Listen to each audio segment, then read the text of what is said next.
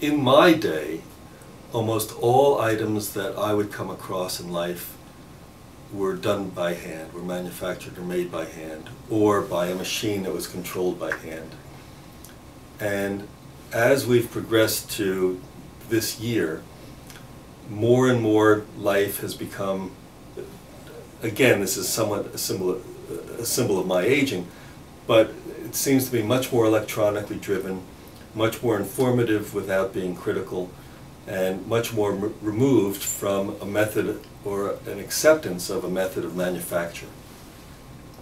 So that removal or distancing from how things are made to the use of things, I think presents a quantum jump that's almost as staggering as the jump that occurred from 1450 to 1500 when printing was introduced.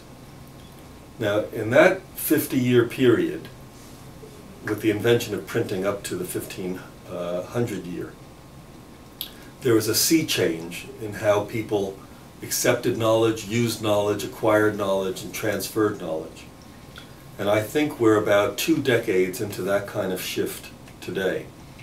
So that a world that I'm familiar with, full of books, full of handmade items, full of an awareness of a process, by the time my grandchildren grow up, there'll be a disconnect, or more of a disconnect than we see around us today.